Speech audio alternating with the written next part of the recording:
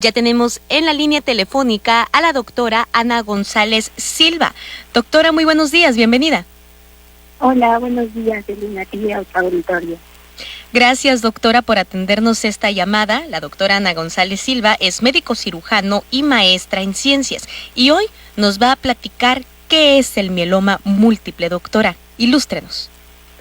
Sí, bueno, pues me gustaría comenzar con que el mieloma múltiple es un cáncer de origen hematológico o sanguíneo que afecta a unas células llamadas células plásticas. Estos van a ser un tipo de glóbulo blanco que se encuentran en la médula ósea o que a su vez se localiza en la parte interna de algunos huesos de nuestro cuerpo, lo que conocemos normalmente como tuétano, que es la médula ósea. Y me gustaría sumar que de manera normal estas células plasmáticas junto con otras células son parte de nuestro sistema inmunológico y nos ayudan a defendernos de diferentes infecciones, produciendo anticuerpos. Pero cuando estas células se enferman y se multiplican, se convierte en una célula de mieloma múltiple, una célula cancerígena, por lo que esta función de defensa se ve afectada y además de producir anticuerpos, produce unas proteínas anormales que llegan a afectar diferentes partes de nuestro organismo, como los riñones y los huesos.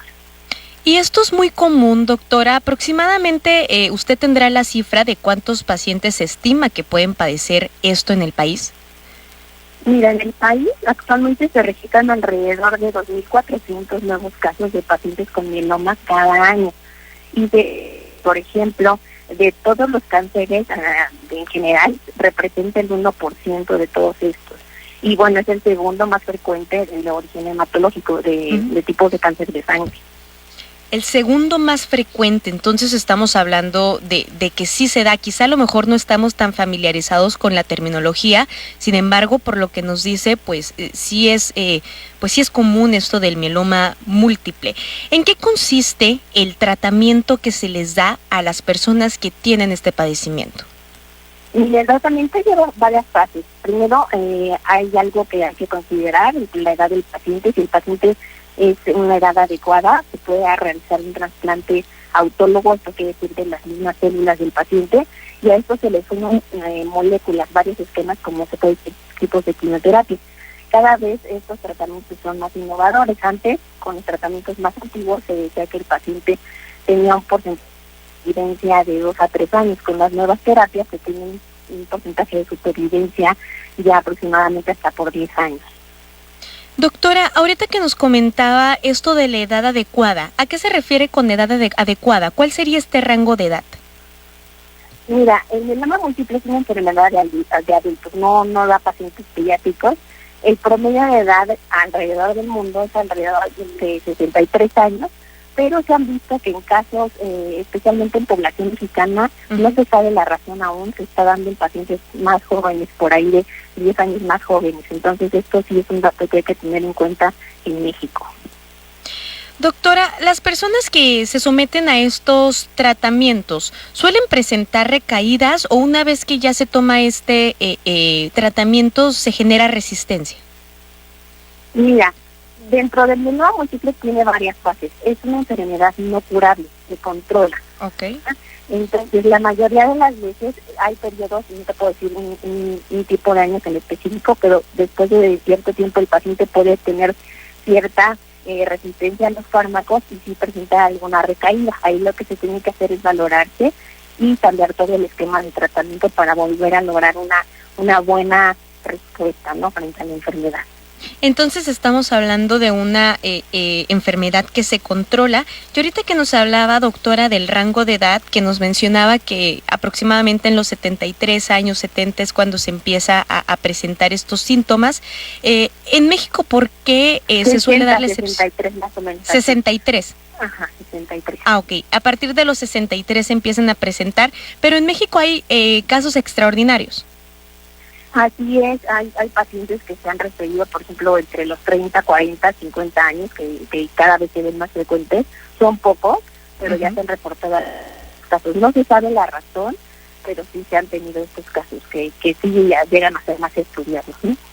Pero ¿por qué particularmente se presenta en personas de edad avanzada? Mira, pues obviamente las mutaciones genéticas van cambiando. O sea, no hay una clave que diga es un factor de riesgo, pero sí se considera que la edad es un factor de riesgo. ¿Por qué? Por todo el cambio a nivel celular que se tiene. Sabemos que es una enfermedad que lleva a cabo varias mutaciones genéticas, y obviamente las células de la médula ósea cada vez pues se van produciendo con mayores alteraciones conforme el tiempo va pasando. Estas enfermedades que tienen mutaciones genéticas, doctora, y si nos puede orientar más sobre este tema, ¿se pueden heredar o es por cada organismo? Mira, en el caso del mieloma múltiple en específico, no hay un gen que te diga que va a ser hereditario.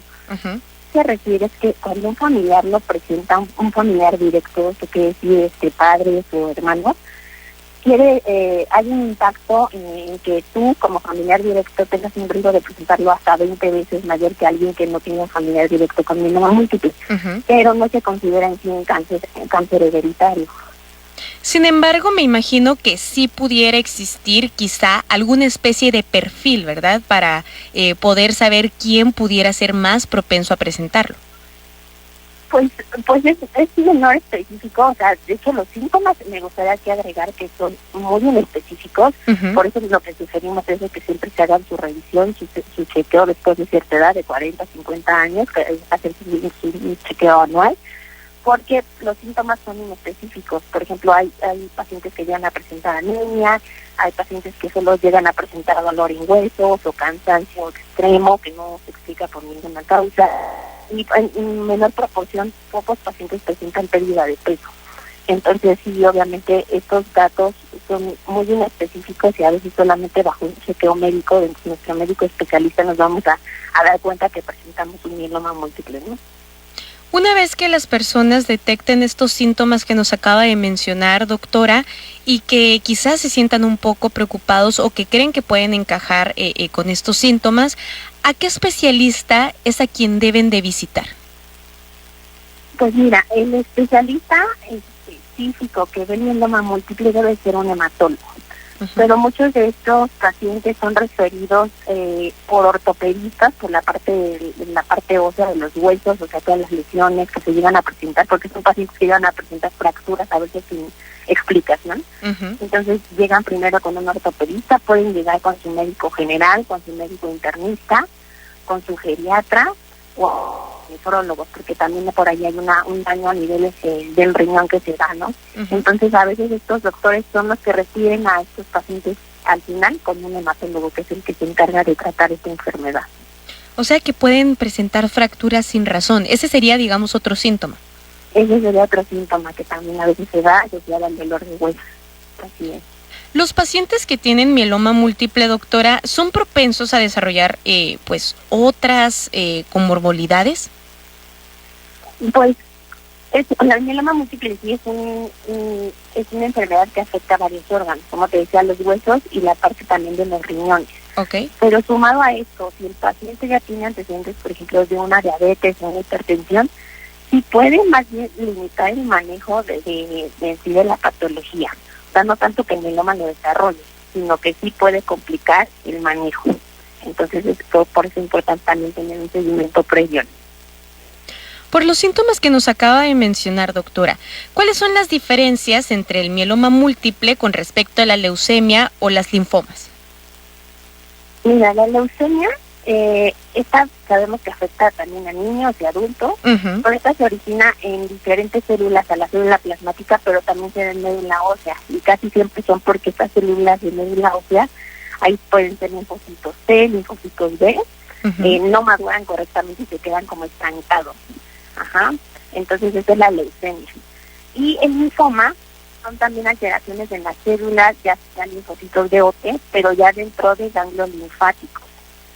Que tenemos muchos ganglios linfáticos por todo el cuerpo, entonces eso sería un linfoma, y ahí el ganglio crece, a veces se nota, a veces no, si es en la parte, por ejemplo, del abdomen, no se nota, se hacen varios estudios, los síntomas son diferentes. Al mieloma múltiple, ya el seguimiento y el tratamiento pues es distinto también. Doctora Ana González Silva, si alguien de nuestros radioescuchas está preocupado quizá porque sienten que pudieran ser quizá pues propensos a presentar mieloma múltiple, ¿pudieran contactarla en algún lugar? Pues bajo mi correo electrónico sería a.marisol.gonzalez@gmail.com. Por ahí sería la parte que me pudieran contactar para hacerles alguna sugerencia o comentario, acercarles a algún especialista.